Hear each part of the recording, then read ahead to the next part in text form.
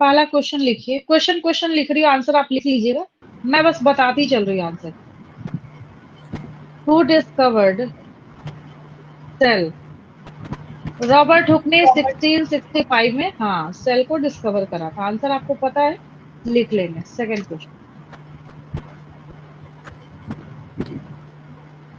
Right cell theory.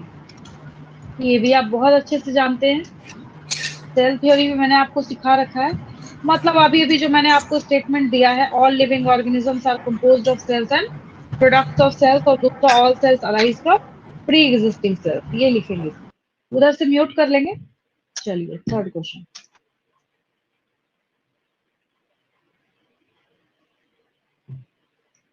Which protein is present in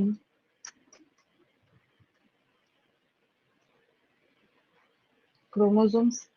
histone protein answer है इसका। अगर आपको लगता है कि आप कंफ्यूज करेंगे तो साथ के साथ लिखते भी चलेंगे क्रोमोसोम्स, है ना। हिस्टोन प्रोटीन लिख लेंगे आंसर में। फोर्थ क्वेश्चन,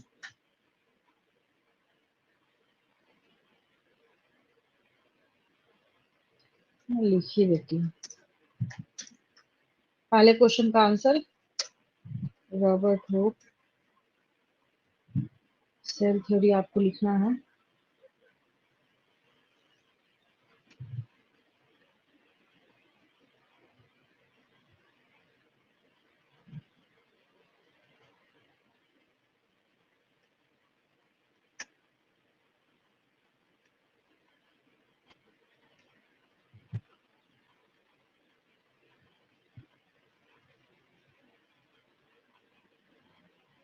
चलिए यहाँ इसके बाद करेंगे।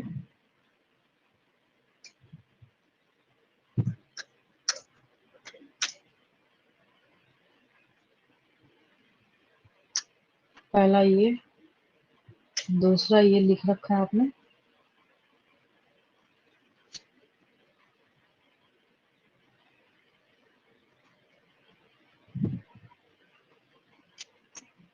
फिर मैंने आपसे पूछा which protein is present in chromosomes?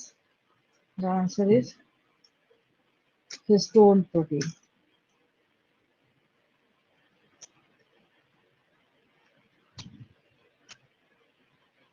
कई बार ऐसा होता है आंसर नहीं लिखने पे बच्चे कुछ क्वेश्चंस को ब्लैंक छोड़ देते हैं, बाद में मे भी नहीं करते हो, जो भी रीजन है।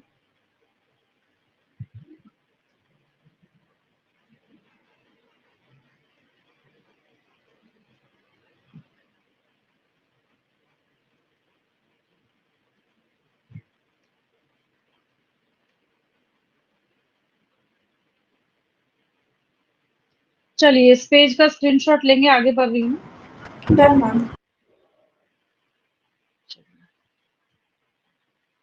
यहाँ पे थोड़ा सा ये कंफ्यूजन क्रिएट कर रहा है, ए भी कर दूं क्या? ये 1 2 1 2 1 2 हो गया ना, 1 2 3, ऐसा लग रहा है इसी का पॉइंट है। इसको ए कर देती हूँ और इसको बी कर देती हूँ, अब ठीक है।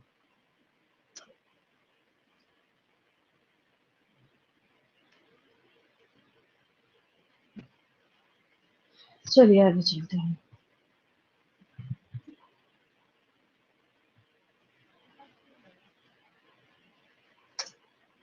फिर हम लोग लिखेंगे इन विच सेल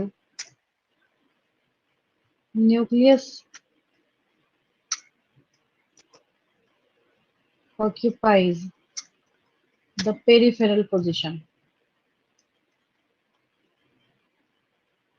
अब क्या होगा? बहुत ही आसान है ये तो। प्लांट सेल,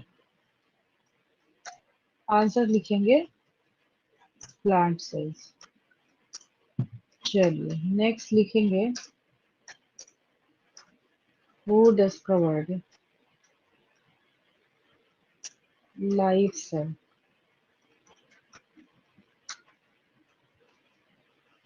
यहाँ पे एंटोन वॉन लीवनहॉक का नाम लिखेंगे।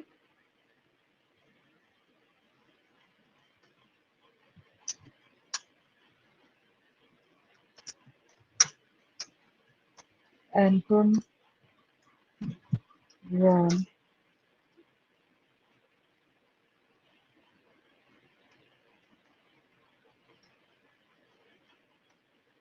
Leeuwenhoek.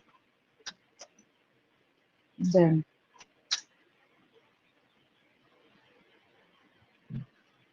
एक क्वेश्चन रह गया जिसको हम लोग असाइनमेंट क्वेश्चन में करते हैं.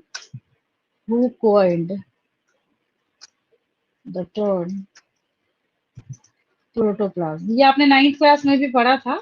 प्रोटोप्लाज्म टर्म देने वाले ना पर्किंजे हैं, इनका नाम याद रखेंगे. ठीक है, प्रोटोप्लाज्म. जो रह जाता है वैसे भी असाइनमेंट क्वेश्चन में हम लोग कवर कर लेते हैं इसको. Answer is पर्किंजे.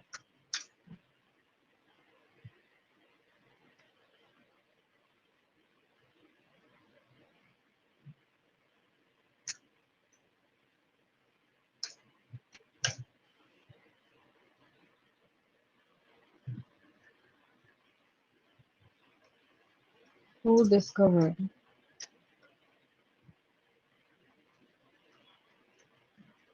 nucleus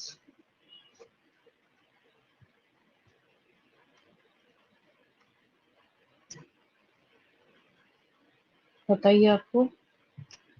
Robert brown. Ma'am Robert brown.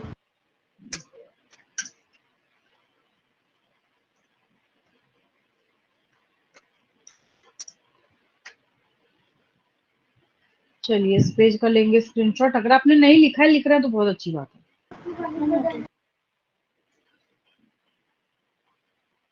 अगर आप सारी क्लासेस कंटिन्यू कर रहे हैं तो आप भी अपनी तरफ से ऐसा कर सकते हैं कि जो आप स्क्रीनशॉट लेते जा रहे हैं वो भी वैसा ही सेव होता है, और लास्ट में आप उसका पीडीएफ जो है वो फॉर्म कर सकते हैं. ठीक है, बना सकते हैं, कोई दिक्कत नहीं है उसके लिए. चलिए 8th क्वेश्चन देखिए.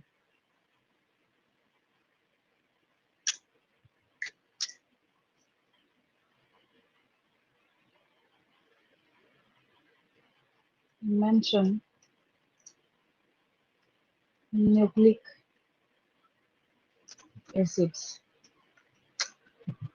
दो ही हैं. DNA and RNA. हाँ, एक है आपके पास डीएनए, मतलब हो गया डिऑक्सी. देखिए अगर आपको लिखा है ना बुक्स में डिऑक्सी राइबोज न्यूक्लिक एसिड, वो भी सही है. अगर मैं लिखूं यहाँ पे डिऑक्सी राइबोज न्यूक्लिक एसिड, ये भी सही है. ठीक है,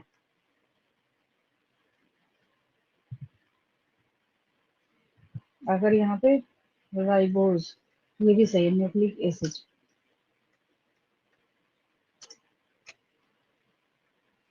देन आपके पास आरएनए. दो ही है, तीसरा तो है ही नहीं. RNA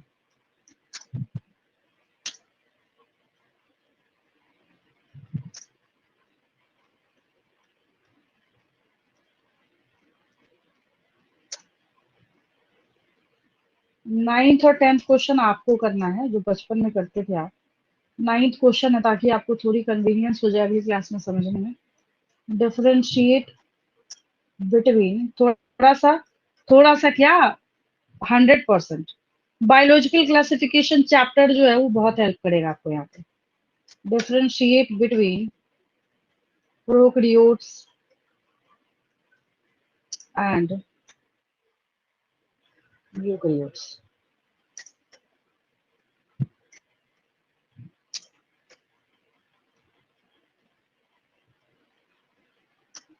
next question, 10th question भी बहुत फेमिलियर. आप इससे आपकी लाइफ का बायो का बच्चे बोलते हैं मैडम सबसे पहला क्वेश्चन हमारा यही था. बिटवीन प्लांट सेल, सेल का कॉल हो गया यहाँ पे, cell and animal cell. Plant cell और एनिमल सेल में आप खुद से लिखेंगे, बाकी समझाने का काम तो मेरा है. मुझे कराना है ये आपको नेक्स्ट क्लास में. ठीक है, तो टाइम आपका भी सेव होगा, मेरा भी. इसको करके रखेंगे. आज की क्लास में कोई डाउट किसी को? No ma'am. No ma'am. Leave करूं मैं? Yes ma'am. Yes, ma'am.